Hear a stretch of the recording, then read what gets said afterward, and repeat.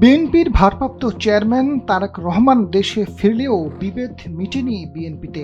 উল্টো দলীয় প্রার্থীকে চ্যালেঞ্জ করে মনোনয়নপত্র নিয়েছেন বিদ্রোহীরা, যার মধ্যে বেশ কয়েকজন হেভিওয়েট প্রার্থীও রয়েছেন। বিবাদ এতটাই চরমে শুধু দুই বিভাগের 20টির 16টি আসনে মনোনয়ন তুলেছে বিদ্রোহী প্রার্থীরা। মনোনয়ন বঞ্চিতদের চ্যালেঞ্জে বিএনপিতে অস্থিরতা তৈরি হয়েছে। এতে ভোটের মাঠে সুবিধাজনক অবস্থানে আছে প্রতিদ্বন্দ্বী দলগুলো।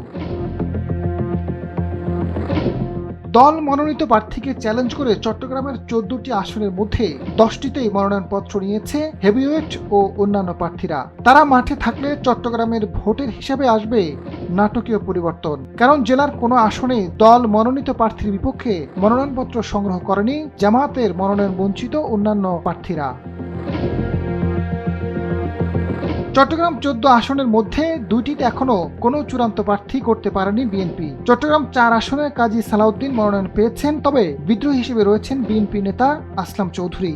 চট্টগ্রাম 5 আসনে বিএনপির মীর মোহাম্মদ হেলাল উদ্দিন, একই আসনে SM ফয়জুল হক ও শাকিলা ফারজানা প্রকাশ্যে মাঠে রয়েছেন। চট্টগ্রাম 9 আসনে আবু সুফিয়ানকে বিএনপি দলীয় প্রার্থী ঘোষণা করলেও আবুল হাশেম বক্কর ও মোহাম্মদ শামসুল আলম মনোনয়নপত্র সংগ্রহ করেছেন। চট্টগ্রাম 11 আসনে নাজিমুর রহমান এবং ইসরাফিল খসরু চৌধুরী মনোনয়নপত্র সংগ্রহ করেছেন। চট্টগ্রাম 14 আসনে মিজানুল হক চৌধুরী, নাজিমুদ্দিন চৌধুরী এবং শফিকুল ইসলাম মনোনয়নপত্র সংগ্রহ করেছেন। চট্টগ্রাম 15 আসনে বিএনপির দলীয় প্রার্থী নাজমুল মোস্তফা আমিন ছাড়াও মনোনয়নপত্র সংগ্রহ করেছেন মুজিবুর রহমান ও জালাল হোসেন। এছাড়া চট্টগ্রাম 1, 2, 3, 6, 12, 13 এবং 16 আসনেও দলীয় মনোনয়ন প্রার্থীর বাইরে একাধিক প্রভাবশালী নেতা মনোনয়নপত্র নিয়েছেন। খুলনা 1 আসনে আমির এজাজ খান ধানের শীষ পেলেও মাঠে জিয়াউর রহমান পাপুল। খুলনা 2 আসনে বিএনপি মনোনয়ন পেয়েছেন শফিকুল আলম তুহিন, তবে মাঠে আছেন শফিকুল আলম মনা। খুলনা 4 আসনে আজিজুল বারী হেলাল বিএনপির প্রার্থী, তবে মাঠে পারভেজ মল্লিকের কর্মীরা। খুলনা 5 আসনে আলী আজগর লবি বিএনপির মনোনয়ন পেলেও শফিক মোহাম্মদ খান এখনও গণসংযোগ চালিয়ে যাচ্ছেন।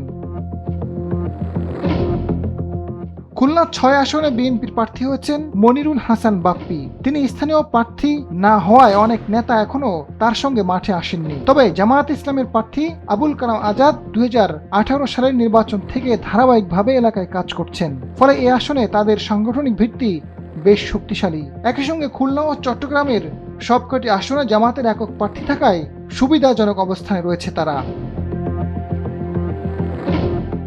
আজাদ ফারুক, সময়ের আলো।